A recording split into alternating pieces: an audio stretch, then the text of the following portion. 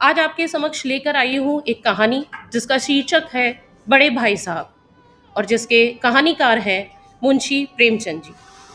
मुंशी प्रेमचंद जी एक ऐसा नाम जो सबको बहुत ही अच्छे से याद है, पता है और भली भांति परिचित है, और वो किसी परिचय के मोहताज नहीं है। तो चलिए शुरू करते हैं आज की कहानी। बड़े भाई साहब। मेरे भाई साहब मुझसे 5 साल बड़े थे, लेकिन केवल 3 दर्जे आगे। उन्होंने भी उसी उम्र में पढ़ना शुरू किया था जब मैंने शुरू किया, लेकिन तालीम जैसे महत्व के मामले में वह जल्दबाजी से काम लेना पसंद न करते थे। इस भावना की बुनियाद खूब मजबूत डालना चाहते थे, जिस पर आलीशान महल बन सके। 1 साल का काम 2-2 साल में करते थे, कभी कभी तो 3 साल भी लग जाते थे। बुनियाद भी पुख्ता ना हो तो मकान कैसे पायदार बने। मैं छोटा था, वह बड़े थे। मेरी उम्र 9 साल की थी, वह 14 साल के थे। उन्हें मेरी तंबीह और निगरानी का पूरा और जन्मसिद्ध अधिकार था, और मेरी शालीनता इसी में थी कि उनके हुक्म को कानून समझूं। वह स्वभाव से बड़े अध्ययनशील थे, हरदम किताब खोले बैठे रहते, और शायद दिमाग को आराम देने के लिए कभी कॉपी पर, कभी किताब के हाशियों पर चिड़ियों, कुत्तों, बिल्लियों की तस्वीरें बनाया करते थे। कभी कभी एक ही नाम या शब्द या वाक्य 10-20 बार लिख डालते। कभी कभी एक शेर को बार बार सुंदर अक्षरों में नकल करते। कभी ऐसी शब्द रचना करते जिसमें ना कोई अर्थ होता, ना कोई सामंजस्य। मसलन एक बार उनकी कॉपी पर मैंने यह इबारत देखी: स्पेशल, अमीना, भाइयों भाइयों, दरअसल, भाई भाई, राधेश्याम, श्रीयुक्त राधेश्याम, 1 घंटे तक। इसके बाद एक आदमी का चेहरा बना हुआ था। मैंने बहुत चेष्टा की कि इस पहेली का कोई अर्थ निकालूं, लेकिन असफल रहा, और उनसे पूछने का साहस भी ना हुआ। वह 9वीं जमात में थे, मैं 5वीं में। उनकी रचनाओं को समझना मेरे लिए छोटा मुंह बड़ी बात थी। मेरा जी पढ़ने में बिल्कुल न लगता था। 1 घंटा भी किताब लेकर बैठना पहाड़ था मेरे लिए। मौका पाते ही हॉस्टल से निकलकर मैदान में आ जाता, और कभी कंकरियां, कभी कागज की तितलियां उड़ाता, और कहीं कोई साथी मिल गया तो पूछना ही क्या। कभी चार दीवारी पर चढ़कर नीचे कूद रहे हैं, कभी फाटक पर सवार उससे आगे पीछे चलाते हुए मोटर कार का आनंद उठा रहे हैं। लेकिन कमरे में आते ही भाई साहब का रुद्र रूप देखकर प्राण सूख जाते। उनका पहला सवाल यह होता: कहाँ थे? हमेशा यही सवाल इसी ध्वनि में हमेशा पूछा जाता था, और इसका जवाब मेरे पास केवल मौन था। न जाने मेरे मुंह से यह बात क्यों ना निकलती कि जरा बाहर खेल रहा था। मेरा मौन कह देता था कि मुझे अपना अपराध स्वीकार है, और भाई साहब के लिए इसके सिवा और कोई इलाज न था कि स्नेह और रोष से मिले हुए शब्दों में मेरा सत्कार करें। इस तरह अंग्रेजी पढ़ोगे तो जिंदगी भर पढ़ते रहोगे और हर्फ ना आएगा। अंग्रेजी पढ़ना कोई हंसी खेल नहीं है कि जो चाहे पढ़ ले, नहीं तो ऐरा गैरा नत्थु खैरा सभी अंग्रेजी के विद्वान हो जाते। यहाँ रात दिन आंखें फोड़नी पड़ती हैं और खून जलाना पड़ता है, तब कहीं जाकर यह विद्या आती है। और आती क्या है, हाँ कहने को आ जाती है। बड़े बड़े विद्वान भी शुद्ध अंग्रेजी नहीं लिख सकते, बोलना तो दूर रहा। और मैं कहता, तुम कितने घोंगा हो कि मुझे देखकर भी सबक नहीं लेते। मैं कितनी मेहनत करता हूँ, तुम अपनी आंखों से देखते हो। अगर नहीं देखते तो यह तुम्हारी आंखों का कसूर है, तुम्हारी बुद्धि का कसूर है। इतने मेले तमाशे होते हैं, मुझे तुमने कभी जाते हुए देखा? रोज ही क्रिकेट और हॉकी मैच होते हैं, मैं पास नहीं फटकता, हमेशा पढ़ता रहता हूँ। उस पर भी एक एक दर्जे में 2-2, 3-3 साल पढ़ा रहता हूँ। फिर भी तुम कैसे आशा करते हो तुम्हें यूं खेल कूद में वक्त गंवाकर कैसे पास हो जाओगे? मुझे तो 2 ही 3 साल लगते हैं। तुम उम्र भर इसी दर्जे में पड़े सड़ते रहोगे। अगर तुम्हें इस तरह उम्र गंवानी है तो बेहतर है घर चले जाओ और मजे से गुल्ली डंडा खेलो।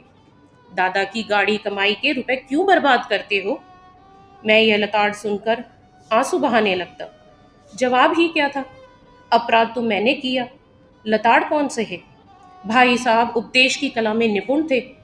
ऐसी ऐसी लगती बातें कहते, ऐसे ऐसे सूक्ति बाण चलाते कि मेरे जिगर के टुकड़े टुकड़े हो जाते और हिम्मत टूट जाती। इस तरह जान तोड़कर मेहनत करने की शक्ति मैं अपने में ना पाता था और निराशा में जरा देर के लिए मैं सोचने लगता, क्यों ना घर चला जाऊं। जो काम मेरे बूते के बाहर है उसमें हाथ डालकर क्यों अपनी जिंदगी खराब करूं। मुझे अपना मूर्ख रहना मंजूर था, लेकिन उतनी मेहनत, मुझे तो चक्कर आ जाता था। लेकिन घंटे 2 घंटे के बाद निराशा के बादल फट जाते और मैं इरादा करता कि आगे से खूब जी लगाकर पढ़ूंगा। चटपट एक टाइम टेबल बना डालता, बिना पहले से नक्शा बनाए कोई स्कीम कैसे तैयार करे, कोई काम कैसे शुरू किया जाए। टाइम टेबल में मैं खेल कूद की मद बिल्कुल उड़ जाती। प्रातःकाल उठना, 6 बजे मुंह हाथ धो नाश्ता कर पढ़ने बैठ जाना, 6 से 8 तक अंग्रेजी, 8 से 9 तक हिसाब, 9 से 9:30 तक इतिहास, फिर भोजन और स्कूल।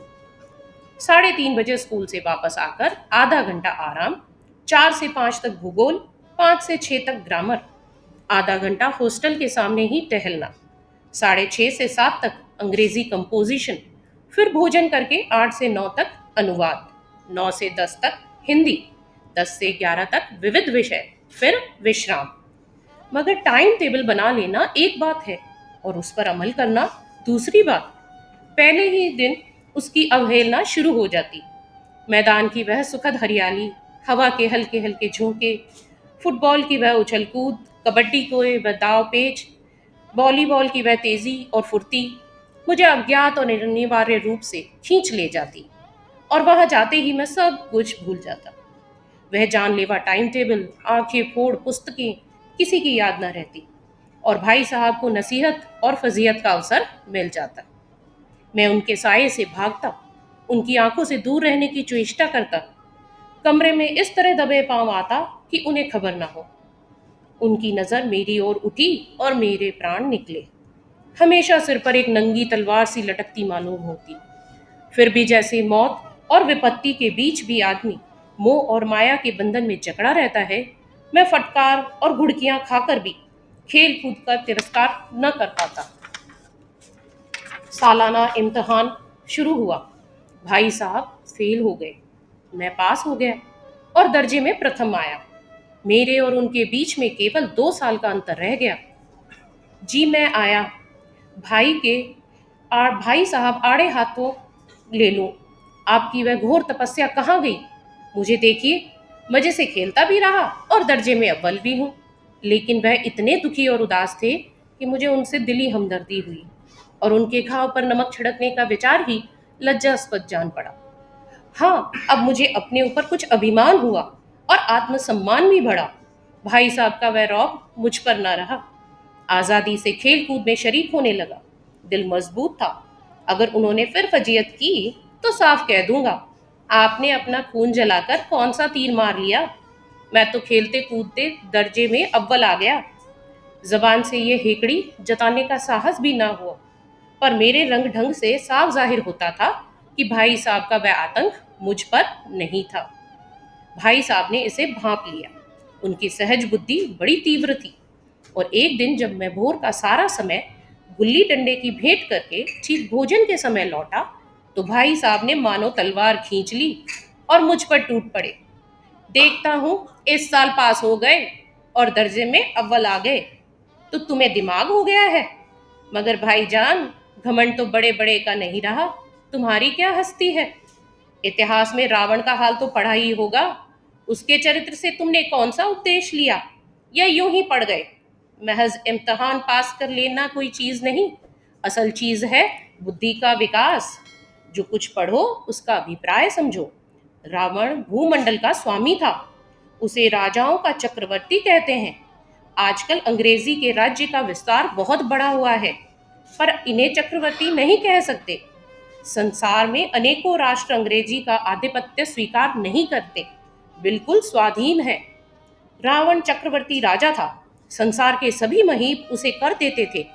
बड़े बड़े देवता उसकी गुलामी करते थे। आग और पानी के देवता उसके दास थे। मगर उसका अंत क्या हुआ? घमंड ने उसका नामो निशान तक मिटा दिया। कोई उसे एक चुल्लू पानी देने वाला भी ना बचा। आदमी और जो चाहे कुकर्म करे, पर अभिमान ना करे, इतराए नहीं। अभिमान किया और दीन दुनिया दोनों से गया। शैतान का हाल भी बड़ा ही होगा। उसे यह अभिमान हुआ था कि ईश्वर का उससे बढ़कर सच्चा भक्त कोई है ही नहीं। अंत में यह हुआ कि स्वर्ग से नरक में ढकेल दिया गया। शाहे रूम ने भी एक बार अहंकार किया था, भीख मांग मांग कर मर गया। तुमने तो अभी केवल एक दर्जा पास किया है और अभी से तुम्हारा सिर फिर गया। तब तो तुम आगे पढ़ चुके। यह समझ लो कि तुम अपनी मेहनत से पास नहीं हुए। अंधे के हाथ बटेर लग गई, मगर बटेर केवल एक बार हाथ लग सकती है, बार बार नहीं लग सकती। कभी कभी गुल्ली डंडे में भी अंधा चोट निशाना पड़ जाता है। इससे कोई सफल खिलाड़ी नहीं हो जाता। सफल खिलाड़ी वह है जिसका कोई निशाना खाली ना जाए। मेरे फेल होने पर मत जाओ। मेरे दर्जे में आओगे तो दांतों पसीना आ जाएगा। अब अलजबरा और ज्योमेट्री के लोहे के चने चबाने पड़ेंगे और इंग्लिस्तान का इतिहास पढ़ना पड़ेगा। बादशाहों के नाम याद रखना आसान काम नहीं। 8 हेनरी गुजर रहे हैं। कौन सा कांड किस हेनरी के समय में हुआ, क्या ये याद कर लेना आसान समझते हो? हेनरी 7वें की जगह हेनरी 8वां लिखा और सब नंबर गायब। सफा चट, सिफर भी ना मिलेगा, सिफर भी। हो किस ख्याल में? दर्जनों तो जेम्स हुए हैं, दर्जनों विलियम, कौड़ियों चार्ल्स। दिमाग चक्कर खाने लगता है, आंधी रोग हो जाता है। इन अभागों को नाम भी न जुड़ते थे। एक ही नाम के पीछे दोयम सोयम चाहरुम पंजुम लगाते चले गए। मुझसे पूछते तो 10 लाख नाम बता देता। और ज्योमेट्री तो बस खुदा की पनाह। अ ब ज की जगह अ ज ब लिख दिया और सारे नंबर कट गए। कोई इन निर्दयी मुमतहिनों से नहीं पूछता कि आखिर अ ब ज और अ ज ब में क्या फर्क है, और व्यर्थ की बात के लिए क्यों छात्रों का खून करते हो? दाल भात रोटी या भात दाल रोटी खाई, इसमें क्या रखा है? मगर इन परीक्षकों को क्या परवाह? वह तो वही देखते हैं जो पुस्तक में लिखा है। चाहते हैं कि लड़के अक्षर अक्षर रट डालें, और इसी रटंत का नाम शिक्षा रख छोड़ा है। और आखिर इन बेसर पैर की बातों को पढ़ने से क्या फायदा? इस रेखा पर वह लंब गिरा दो तो आधार लंब से दुगना होगा। पूछिए, इससे प्रयोजन दुगना नहीं चौगुना हो जाए या आधा ही रहे, मेरी बला से। लेकिन परीक्षा में पास होना है तो यह सब खुराफात याद करनी पड़ेगी। कह दिया, समय की पाबंदी पर एक निबंध लिखो जो 4 पन्नों से कम ना हो। अब आप कापी सामने खोलें, कलम हाथ में लिए उसके नाम को रोइए। कौन नहीं जानता कि समय की पाबंदी बहुत अच्छी बात है। इससे आदमी के जीवन में संयम आ जाता है, दूसरों का उस पर स्नेह होने लगता है और उसके कारोबार में उन्नति होती है। लेकिन इस जरा सी बात पर 4 पन्ने कैसे लिखे? जो बात एक वाक्य में कही जा सके उसे 4 पन्नों में लिखने की जरूरत है? मैं तो इसे हिमाकत कहता हूँ। यह तो समय की किफायत नहीं, बल्कि उसका दुरुपयोग है कि व्यर्थ में किसी बात को ठूस दिया जाए। हम चाहते हैं आदमी को जो कुछ कहना हो चटपट कर दे, अपनी राह ले। मगर नहीं, अपने को 4 पन्ने रंगने पड़ेंगे, चाहे जैसे लिखिए, और पन्ने भी पूरे फुल स्केप के आकार के। यह छात्रों पर अत्याचार नहीं तो क्या है? अनर्थ तो यह है कि कहा जाता है संक्षेप में लिखो। समय की पाबंदी पर संक्षेप में एक निबंध लिखो जो 4 पन्नों से कम ना हो। ठीक, संक्षेप में तो 4 पन्ने हुए, नहीं तो शायद 100-200 पन्ने लिखवाते। तेज भी दौड़िए और धीरे धीरे भी। उल्टी बात नहीं है ये। बालक भी इतनी सी बात समझ सकता है, लेकिन इन अध्यापकों को इतनी तमीज भी नहीं। उस पर दावा यह है, हम अध्यापक हैं।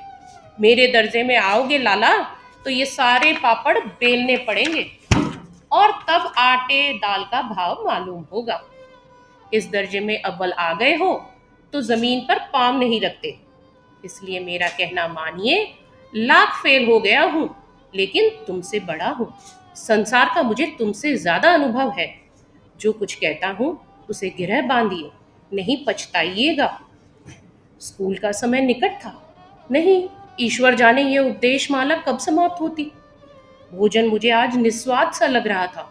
जब पास होने पर यह तिरस्कार हो रहा है, तो फेल हो जाने पर तो शायद प्राण ही ले लिए जाए। भाई साहब ने अपने दर्जे की पढ़ाई का जो भयंकर चित्र खींचा था, उसने मुझे भयभीत कर दिया। स्कूल छोड़कर घर नहीं भागा, यही ताज्जुब है। लेकिन इतने तिरस्कार पर भी पुस्तकों में मेरी अरुचि ज्यों की त्यों बनी रही। खेल कूद का कोई अवसर हाथ से न जाने देता। पढ़ता भी, मगर बहुत कम। बस इतना ही कि रोज का टास्क पूरा हो जाए और दर्जे में जलील ना होना पड़े। अपने ऊपर जो विश्वास पैदा किया था, वह फिर लुप्त हो गया और फिर चोरों का सा जीवन कटने लगा। फिर सालाना इम्तहान हुआ और कुछ ऐसा संयोग हुआ कि मैं फिर पास हुआ और भाई साहब फेल हो गए। मैंने बहुत मेहनत नहीं की, पर न जाने कैसे दर्जे में अव्वल आ गया। मुझे खुद अचरज हुआ। भाई साहब ने प्राणांतक परिश्रम किया। कोर्स का एक एक शब्द चाट गए थे। 10 बजे रात तक इधर, 4 बजे भोर से उधर, 6 से 9:30 तक स्कूल जाने के पहले मुद्रा कांतिहीन हो गई थी, मगर बेचारे फेल हो गए। मुझे उन पर दया आती थी। नतीजा सुनाया गया तो वह रो पड़े और मैं भी रोने लगा। अपने पास होने की खुशी आधी हो गई। मैं भी फेल हो गया होता तो भाई साहब को इतना दुख न होता, लेकिन विधि की बात कौन टाले। मेरे और भाई साहब के बीच में अब केवल एक दर्जे का अंतर और रह गया। मेरे मन में एक कुटिल भावना उदय हुई कि कहीं भाई साहब 1 साल और फेल हो जाएं तो मैं उनके बराबर हो जाऊं। फिर वह किस आधार पर मेरी फजीहत कर सकेंगे। लेकिन मैंने इस कमीने विचार को दिल से बलपूर्वक निकाल डाला। आखिर वह मुझे मेरे हित के विचार से ही तो डांटते हैं। मुझे इस वक्त अप्रिय लगता है अवश्य, मगर यह शायद उनके उपदेशों का ही असर हो कि मैं दनादन पास हो जाता हूँ और इतने अच्छे नंबर से अब भाई साहब कुछ नर्म पड़ने लगे। कई बार मुझे डांटने का अवसर पाकर उन्होंने धीरज से काम लिया। शायद अब वह खुद समझने लगे थे कि मुझे डांटने का अधिकार उन्हें नहीं रहा, या रहा भी तो बहुत कम। मेरी स्वतंत्रता भी बढ़ी। मैं उनकी सहिष्णुता का अनुचित लाभ उठाने लगा। मुझे कुछ ऐसी धारणा हुई कि मैं पास हो ही जाऊंगा, पढ़े या ना पढ़े, मेरी तकदीर बलवान है। इसलिए भाई साहब के डर से जो थोड़ा बहुत पढ़ लिया करता था, वह भी बंद हुआ। मुझे कनकौवे उड़ाने का नया शौक पैदा हो गया था और अब सारा समय पतंगबाजी की ही भेंट होता था। फिर भी मैं भाई साहब का अदब आदर करता था और उनकी नज़र बचाकर कनकौवे उड़ाता था। मांझा देना, कन्ने बांधना, पतंग टूर्नामेंट की तैयारी आदि सब समस्याएं सब गुप्त रूप से हल हो जाती थी। मैं भाई साहब को यह संदेह न होने देना चाहता था कि उनका सम्मान और लिहाज मेरी नज़रों में कम हो गया है। एक दिन संध्या समय हॉस्टल से दूर मैं एक कनकौवा लूटने बेतहाशा दौड़े जा रहा था। आंखें आसमान की ओर थी और मन उस आकाशगामी पथिक की ओर जो मंद गति से झूमता पतन की ओर चला आ रहा था। मानो कोई आत्मा स्वर्ग से निकलकर विरक्त मन से नए संस्कार ग्रहण करने आ रही हो। बालकों की पूरी सेना लग्गे और झाड़दार बांस लिए इनका स्वागत करने को दौड़ी आ रही थी। किसी को अपने आगे पीछे की खबर न थी। सभी मानो उस पतंग के साथ ही आकाश में उड़ रहे थे, जहां सब कुछ समतल है। न मोटर कारें हैं, न ट्राम, न गाड़ियां। सहसा भाई साहब से मेरी मुठभेड़ हो गई, जो शायद बाजार से लौट रहे थे। उन्होंने वहीं हाथ पकड़ लिया और उग्र भाव से बोले, इन बाजारी लौंडों के साथ धेले के कनकौवे के लिए दौड़ते तुम्हें शर्म नहीं आती? तुम्हें इसका भी कुछ लिहाज नहीं कि अब नीची जमात में नहीं हो, बल्कि 8वीं जमात में आ गए हो और मुझसे केवल एक दर्जा नीचे हो। आखिर आदमी को कुछ तो अपनी पोजीशन का ख्याल रखना चाहिए। एक जमाना था कि लोग 8वां दर्जा पास करके नायब तहसीलदार हो जाते थे। मैं कितने ही मिडलचियों को जानता हूँ जो आज अव्वल दर्जे के डिप्टी मजिस्ट्रेट या सुपरिंटेंडेंट हैं। कितने ही 8वीं जमात वाले हमारे लीडर और समाचार पत्रों के संपादक हैं। बड़े बड़े विद्वान उनकी माताहती में काम करते हैं, और तुम उसी 8वें दर्जे में आकर बाजारी लौंडों के साथ कनकौवे के लिए दौड़ रहे हो।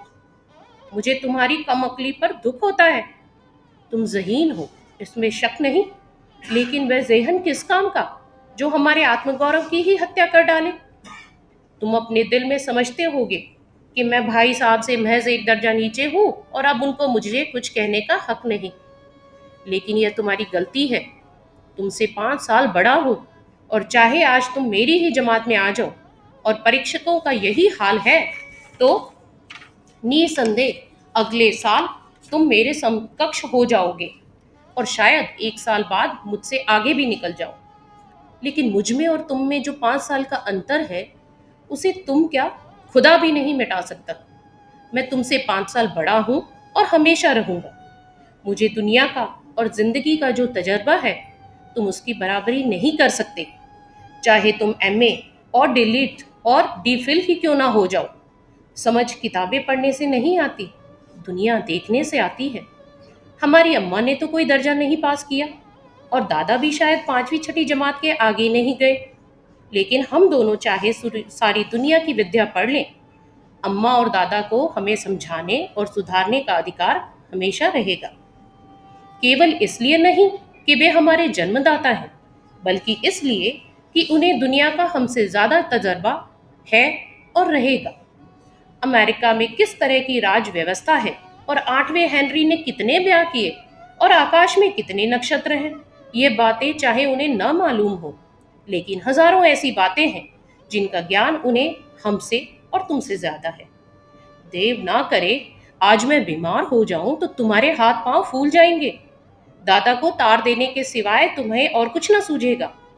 लेकिन तुम्हारी जगह दादा हो तो किसी को तार ना दे, न घबराएं न बदहवास हो। पहले खुद मर्ज पहचान कर इलाज करेंगे, उसमें सफल ना हुए तो किसी डॉक्टर को बुलाएंगे। बीमारी तो खैर बड़ी चीज है, हम तुम तो इतना भी नहीं जानते कि महीने भर का खर्च महीना भर कैसे चले। जो कुछ दादा भेजते हैं उसे हम 20-22 तक खर्च कर डालते हैं और फिर पैसे पैसे को मुहताज हो जाते हैं। नाश्ता बंद हो जाता है, धोबी और नाई से मुंह चुराने लगते हैं। लेकिन जितना आज हम और तुम खर्च कर रहे हैं, उसके आधे में दादा ने अपनी उम्र का बड़ा भाग इज्जत और नेक नामी के साथ निभाया है और कुटुंब का पालन भी किया है, जिसमें सब मिलाकर 9 आदमी थे। अपने हेडमास्टर साहब को ही देखो, एमए है कि नहीं, और अगर हैं तो वो भी यहाँ के नहीं, ऑक्सफोर्ड के। 1,000 रुपये पाते हैं, लेकिन उनके घर का इंतजाम कौन करता है? उनकी बूढ़ी माँ। हेडमास्टर साहब की डिग्री यहाँ बेकार हो गई। पहले खुद घर का इंतजाम करते थे, खर्च पूरा ना पड़ता था, कर्जदार रहते थे। जब से उनकी माताजी ने प्रबंध अपने हाथ में ले लिया, तब से जैसे घर में लक्ष्मी आ गई है। तो भाईजान, ये गरूर अपने दिल से निकाल डालो कि तुम मेरे समीप आ गए हो और अब स्वतंत्र हो। मेरे देखते तुम बेराह न चल पाओगे। अगर तुम यूं ना मानोगे तो मैं इसका प्रयोग भी कर सकता हूँ। मैं जानता हूँ तुम्हें मेरी बातें जहर लग रही हैं। मैं उनकी इस नई युक्ति से नतमस्तक हो गया। मुझे आज सचमुच अपनी लघुता का अनुभव हुआ और भाई साहब के प्रति मेरे मन में श्रद्धा उत्पन्न हुई। मैंने सजल आंखों से कहा, हरगिज नहीं। आप जो कुछ फरमा रहे हैं वह बिल्कुल सच है और आपको उसको कहने का पूर्ण अधिकार है। भाई साहब ने मुझे गले से लगा लिया और बोले, मैं कौनकव्वे उड़ाने को मना नहीं करता, मेरा भी जी ललचता है, लेकिन क्या करूं? खुद बेराह चलूं तो तुम्हारी रक्षा कैसे करूं? यह कर्तव्य भी तो मेरे सर ही है। संयोग से उसी वक्त एक कटा हुआ कनकौवा हमारे ऊपर से गुजरा। उसकी डोर लटक रही थी। लड़कों का एक गोल पीछे पीछे दौड़ा चला आता था। भाई साहब लंबे हैं ही, उछल कर उसकी डोर पकड़ ली और बेतहाशा हॉस्टल की तरफ दौड़े और मैं भी पीछे पीछे दौड़ रहा था।